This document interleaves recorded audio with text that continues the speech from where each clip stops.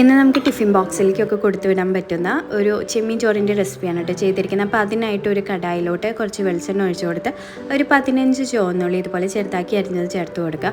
അതൊന്നും നന്നായിട്ട് വഴണ്ടി വരുമ്പോൾ അതിലോട്ട് ചെറിയ കഷ്ണം ഇഞ്ചിയും ഒരു 6 വെളുത്തുള്ളിയും 2 പച്ചമുളകും കുറച്ച് കറിവേപ്പിലയും കുറച്ച് മല്ലിയിലയും കൂടി മിക്സിയിലിട്ട് നന്നായിട്ട് ഒന്ന് ക്രഷ് ചെയ്തും കൂടി ആഡ് ചെയ്ത് കൊടുക്കുന്നുണ്ട്. ഇനി അതിൻ്റെ പച്ചമണമൊക്കെ മാറി വരുമ്പോൾ പൊടികൾ ചേർത്ത് കൊടുക്കാം. അപ്പോൾ മഞ്ഞൾപ്പൊടി, മുളക് പൊടി, മല്ലിപ്പൊടി, ഗരം മസാല ഇത്രയും പൊടികളാണ് ചേർത്ത് കൊടുക്കേണ്ടത്.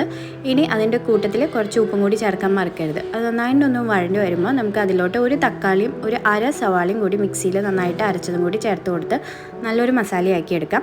ഇനി അതിലോട്ട് നമുക്ക് നന്നാക്കി വെച്ചിരിക്കുന്ന ചെമ്മീൻ ചേർത്ത് കൊടുക്കാം. ഒരു 1/4 കിലോ ചെമ്മീനാണ് ഇപ്പോൾ ഇതിൽ ചേർത്തിരിക്കുന്നത്.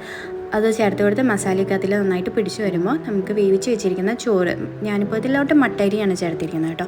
അപ്പോൾ അതും കൂടി ചേർത്ത് കൊടുത്ത് നന്നായിട്ടൊന്ന് മിക്സ് ചെയ്തെടുക്കാം. അപ്പോൾ മസാലയും ചോറും നന്നായിട്ടൊന്ന് മിക്സ് ചെയ്യുന്ന രീതിയിലൊന്ന് ഇളക്കി കൊടുക്കാം. ഇനി ലാസ്റ്റായിട്ട് നമുക്ക് സ്റ്റവ് ഓഫ് ചെയ്തിട്ട് കുറച്ച് പച്ച വെളിച്ചെണ്ണ മേലെ തൂക്കി കൊടുത്ത് ഒന്ന് ഇളക്കിയെടുക്കാം. അപ്പോൾ പ്രത്യേകിച്ച് ഇതിൽ ഉള്ളിയോ വേപ്പിലയോ തക്കാളിയോ ഒന്നും എടുത്ത് കളയാൻ പാകത്തിനില്ലാത്തത് കാരണം നമുക്ക് കുട്ടികൾക്ക് കൊടുത്തു വിടാനൊക്കെ വളരെ നല്ലതായിരിക്കും. അവർക്ക് കഴിക്കാനും വളരെ ഇഷ്ടമായിരിക്കും. അപ്പോൾ എല്ലാവരും ഈ ഒരു റെസിപ്പി ട്രൈ ചെയ്ത് നോക്കിയിട്ട് അഭിപ്രായം പറയാം. അപ്പോൾ അടുത്ത വീഡിയോയിൽ വീണ്ടും കാണാം. ബൈ.